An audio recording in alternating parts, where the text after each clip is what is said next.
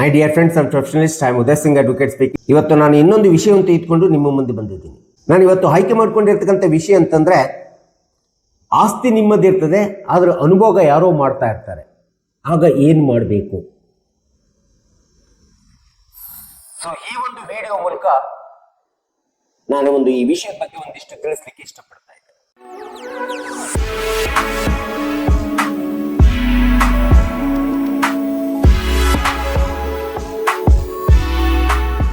ಬಹಳಷ್ಟು ಜನರ ಹತ್ರ ದಾಖಲೆಗಳು ತಮ್ಮದಾಗಿರ್ತವೆ.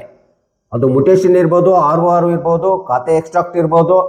ಆದರೆ ಆಸ್ತಿ ತಮ್ಮದಾಗಿರ್ತದೆ, ಆದರೆ ಅದರ ಅನುಭವವನ್ನು ಬೇರೆ ಯಾರೋ ಮಾಡ್ತಾ ಇರ್ತಾರೆ. ಅವರಿಂದ ಆ ಆಸ್ತಿಯನ್ನು ಪೊಸೆಷನ್ನಿಗೆ ತೆಗೆದುಕೊಳ್ಳಿಕ್ಕೆ ಆಗ್ತಾ ಇರೋದಿಲ್ಲ. ಅವಾಗ ಏನು ಮಾಡಬೇಕು ಎಂಬತಕ್ಕಂಥ ಪ್ರಶ್ನೆ ಉದ್ಭವಿಸ್ತದೆ. ಸೊ ಕಾನೂನಿನಲ್ಲಿ ಎಲ್ಲದಕ್ಕೂ ಸಹ ಸಲಹೆ ಇದೆ. ಮೊಟ್ಟ ಮೊದಲನೇದಾಗಿ ಅದು ನಿಮ್ಮದೇ ಆಸ್ತಿ ಅನ್ನಲಿಕ್ಕೆ ಆಸ್ತಿಗೆ ಸಂಬಂಧಪಟ್ಟಿರ್ತಕ್ಕಂಥ ಎಲ್ಲ ದಾಖಲೆಗಳನ್ನು ಕ್ರೋಢೀಕರಣ ಮಾಡ್ಕೋಬೇಕು.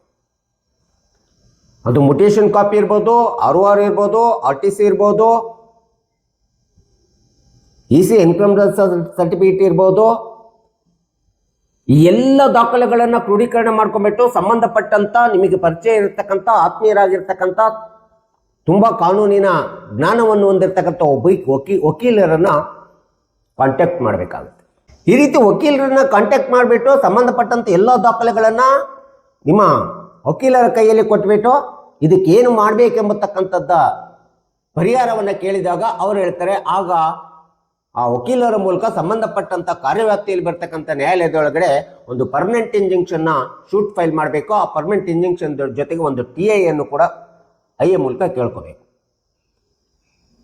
ಎಲ್ಲ ದಾಖಲೆಗಳನ್ನ ನ್ಯಾಯಾಲಯದ ಮುಂದೆ ಪ್ರೆಸೆಂಟ್ ಮಾಡಿ ನಿಮಗೆ ಸಂಬಂಧಪಟ್ಟಂತ ವಕೀಲರು ನ್ಯಾಯಾಲಯಕ್ಕೆ ಕನ್ವಿನ್ಸ್ ಮಾಡಬೇಕಾಗುತ್ತೆ, ಹಿಯರಿಂಗ್ ಮಾಡಬೇಕಾಗುತ್ತೆ, ವಾದ ಮಂಡನೆಯನ್ನು ಕನ್ವಿನ್ಸ್ ಅನ್ನು ಮಾಡಬೇಕಾಗುತ್ತೆ. ದಾಖಲೆಗಳ ಆಧಾರವನ್ನು ಇಟ್ಟುಕೊಂಡ್ಬಿಟ್ಟು ದಾಖಲೆಗಳ ಮೂಲಕ ಅದು ಆಸ್ತಿ ನಿಮ್ಮದೇ ಅಂತೇಳಿ ಸಾಬೀತುಪಡಿಸ್ಕೊಂಡ್ಬಿಟ್ಟು ಒಂದು ಟೆಂಪರರಿ ಇಂಜಂಕ್ಷನ್ ಗ್ರಾಂಟ್ ಮಾಡಿಸ್ಕೋಬೇಕಾಗುತ್ತೆ. ಹೀಗೆ ನ್ಯಾಯಾಲಯಕ್ಕೆ ನಿಮ್ಮ ದಾಖಲೆಗಳು, ಆ ಆಸ್ತಿ ನಿಮ್ಮದೇ, ಆ ಆಸ್ತಿಗೆ ಮಾಲೀಕರು ನೀವೇ ಎಂಬತಕ್ಕಂಥದ್ದನ್ನ ದಾಖಲೆಗಳ ಮೂಲಕ ಸಾಬೀತುಪಡಿಸಿದಾಗ ವಕೀಲರ ಮೂಲಕ ಆಗ ಒಂದು ಟೆಂಪರರಿ ಇಂಜಂಕ್ಷನ್ ಅನ್ನ ಗ್ರಾಂಟ್ ಮಾಡ್ತದೆ ಮಾನ್ಯ ನ್ಯಾಯಾಲಯ. ಆ ಟೆಂಪರರಿ ಇಂಜಂಕ್ಷನ್ ಗ್ರಾಂಟ್ ಮಾಡಿದ ಮೇಲೆ ಆ ಒಂದು ಇಂಜಂಕ್ಷನ್ ಆದೇಶವನ್ನು ತೆಗೆದುಕೊಂಡ್ಬಿಟ್ಟು, ಪ್ರತಿಯನ್ನು ತೆಗೆದುಕೊಂಡ್ಬಿಟ್ಟು ಸಂಬಂಧಪಟ್ಟಂತ ಕಾರ್ಯವ್ಯಾಪ್ತಿಯಲ್ಲಿ ಬರ್ತಕ್ಕಂಥ ಪೊಲೀಸ್ ಸ್ಟೇಷನ್ಗೆ ಹೋಗಿ ಪೊಲೀಸ್ ಅಧಿಕಾರಿಗೆ ಒಂದು ಅರ್ಜಿಯನ್ನು ಕೊಡಬೇಕಾಗುತ್ತೆ. ಆ ಅರ್ಜಿ ಜೊತೆಗೆ ಆ ಆದೇಶವನ್ನು ಕೊಡಬೇಕಾಗುತ್ತೆ. ಈ ಆಸ್ತಿಯ ಮಾಲೀಕರು ನಾವಿದ್ದೀವಿ, ಮಾನ್ಯ ನ್ಯಾಯಾಲಯ ಆದೇಶ ಮಾಡಿದೆ, ಈ ಆದೇಶದ ಪ್ರಕಾರ ಆ ಆಸ್ತಿಯನ್ನು ನಾವು ಬೇರೊಬ್ಬರು ಅತಿಕ್ರಮಣ ಮಾಡಿಕೊಂಡು ಅನುಭವಿಸ್ತಿದ್ದಾರೆ, ಅವರಿಂದ ನಾವು ಪಡ್ಕೋಬೇಕಾಗಿದೆ, ಅದಕ್ಕೆ ನನಗೆ ರಕ್ಷಣೆಯನ್ನು ಕೊಡಿ ಅಂತೇಳಿ ಪೊಲೀಸ್ ಪ್ರೊಟೆಕ್ಷನ್ ಅನ್ನು ತೆಗೆದುಕೋಬೇಕಾಗುತ್ತೆ. ಸೊ ಇದೆಲ್ಲ ಮಾಡುವುದಕ್ಕಿಂತ ಮುಂಚಿತವಾಗಿ ನೀವು ಆಸ್ತಿಯನ್ನು ನೀವು ಯಾವಾಗ ಆಸ್ತಿ 12 ವರ್ಷಗಳಿಗಿಂತ ಮುಂಚಿತವಾಗಿ ಈ ಕಾನೂನು ಕ್ರಮವನ್ನು ಕೈಗೊಳ್ಳಬೇಕು. ಒಂದು ವೇಳೆ 12 ವರ್ಷ ಮೀರಿ ನೀವೇನಾದರೂ ಕಾನೂನು ಕ್ರಮ ಕೈಗೊಂಡ್ರೆ ನಿಮ್ಮ ಆಸ್ತಿಯ ಮೇಲೆ ಅಡ್ವರ್ಸ್ ಪೊಸೆಷನ್ ಲೀಗಲ್ ಬ್ಯಾಟಲ್ ಅನ್ನ ನಿಮ್ಮ ಪ್ರತಿವಾದಿ ಪ್ರಾರಂಭ ಮಾಡ್ತಾರೆ. 12 ವರ್ಷದೊಳಗಡೆ ಅದು ಖರೀದಿ ಆಗಿರ್ಬೋದು, ಅಥವಾ ಮಾರಾಟ ಆಗಿರ್ಬೋದು, ಅಥವಾ ಅತಿಕ್ರಮಣ ಮಾಡಿರ್ಬೋದು, ಏನೇ ಮಾಡಿರ್ಬೋದು, 3 ವರ್ಷದಿಂದ 12 ವರ್ಷದೊಳಗಡೆ, 3 ವರ್ಷ ನಂತರದಲ್ಲಿ 12 ವರ್ಷದೊಳಗಡೆ ನೀವು ಈ ರೀತಿಯಾದಂಥ ಒಂದು ಇಂಜಂಕ್ಷನ್ ಆರ್ಡರ್ ಅನ್ನು ತರಬೇಕಾಗುತ್ತೆ. ಇಲ್ಲ ಅಂತಂದ್ರೆ 12 ವರ್ಷ ಮೀರಿತ್ತು ಅಂತಂದ್ರೆ ಲಿಮಿಟೇಷನ್ ಆಕ್ಟ್ ಮತ್ತೆ ಪುನಃ ನಿಮಗೆ ಅಟ್ರಾಕ್ಟ್ ಆಗತಕ್ಕಂಥದ್ದನ್ನ ನಾವಿಲ್ಲಿ ನೋಡ್ತಾ ಇದ್ದೀವಿ. ಒಂದು ವೇಳೆ ಅಂತ ಒಂದು ನಿಮ್ಮದೇ ಆದಂಥ ಆಸ್ತಿ ಮೇಲೆ ಯಾರಾದರೂ ಕ್ರಿಮಿನಲ್ ಟ್ರೆಸ್ಪಾಸ್ ಮಾಡಿಬಿಟ್ಟು ನಿಮ್ಮ ಆಸ್ತಿಯನ್ನ ನಿಮಗೆ ಬಿಟ್ಕೊಡ್ಲಿಕ್ಕೆ ತಕರಾರು ಮಾಡ್ತಾ ಇದ್ದಾರೆ, ಅಥವಾ ಹಸ್ತಕ್ಷೇಪ ಮಾಡ್ತಾ ಇದ್ದಾರೆ, ಮತ್ತೆ ನಿಮ್ಮ ಮೇಲೆ ದೌರ್ಜನ್ಯ ಮಾಡ್ತಿದ್ದಾರೆ ಅಂತಂದ್ರೆ ಅಂಥವರ ವಿರುದ್ಧ ಕ್ರಿಮಿನಲ್ ಟ್ರೆಸ್ಪಾಸ್ IPC ಸೆಕ್ಷನ್ 441 ಪ್ರಕಾರ ಅವ್ರ ಮೇಲೆ ಕ್ರಿಮಿನಲ್ ಕೇಸನ್ನು ಹಾಕಬೇಕಾಗುತ್ತೆ. ಕ್ರಿಮಿನಲ್ ಕೇಸ್ ಹಾಕಿ ಪೊಲೀಸರಿಗೆ ತಿಳಿಸಿ ಅವರ ವಿರುದ್ಧ ಕಾನೂನು ಕ್ರಮ ಕೈಗೊಳ್ಳಲಿಕ್ಕೆ ಬೇಡಿಕೆಯನ್ನು ನೀಡಬೇಕು.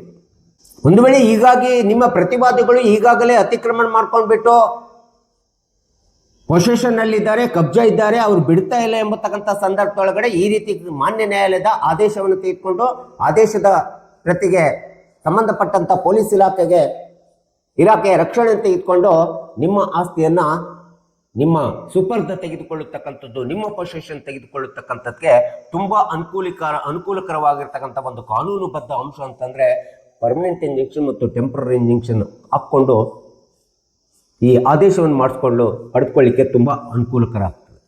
ಸೊ ಇನ್ನು ಈ ರೀತಿಯಾದಂಥ ಒಂದು ಟೆಂಪ್ರರಿ ಆದೇಶವನ್ನು, ನ್ಯಾಯಾಲಯದ ಟೆಂಪ್ರರಿ ಆದೇಶವನ್ನು ತೆಗೆದುಕೊಂಡ್ಬಿಟ್ಟು ಸಂಬಂಧಪಟ್ಟಂಥ ತಾಲೂಕು ಕಚೇರಿಯ ಆಫೀಸ್ಗೆ ಹೋಗ್ಬಿಟ್ಟು ಆ ಕಚೇರಿ ಆಫೀಸ್ನಲ್ಲಿ ನಿಮಗೆ ಸಂಬಂಧಪಟ್ಟಂಥ ಸರ್ವೆ ನಂಬರ್ನಲ್ಲಿ ಈ ಒಂದು ಟೆಂಪ್ರರಿ ಇಂಜೆಕ್ಷನ್ ನ್ಯಾಯಾಲಯದಿಂದ ಗ್ರಾಂಟ್ ಆಗಿದೆ, ಆದೇಶ ಆಗಿದೆ ಎಂಬತಕ್ಕಂಥದ್ದನ್ನು ನಿಮ್ಮ ಸರ್ವೆ ನಂಬರ್ ಮುಂದೆ ಅದನ್ನು ಅಪ್ಲೋಡ್ ಮಾಡಿಸ್ಬೇಕಾಗುತ್ತೆ, ರೆಕಾರ್ಡ್ ಮಾಡಿಸಿ ಅಪ್ಲೋಡ್ ಮಾಡಿಸ್ಬೇಕಾಗುತ್ತೆ, ಅದನ್ನು ದಾಖಲಿಸಬೇಕಾಗುತ್ತೆ ಆದೇಶವನ್ನು. ಸೊ ಈ ರೀತಿ ಎಲ್ಲ ಕಾನೂನು ಕ್ರಮಗಳನ್ನು ಕೈಗೊಂಡಂಥ ಸಂದರ್ಭದೊಳಗಡೆ ನಿಮ್ಮ ಆಸ್ತಿಯನ್ನು ಅತಿಕ್ರಮಣವಾಗಿ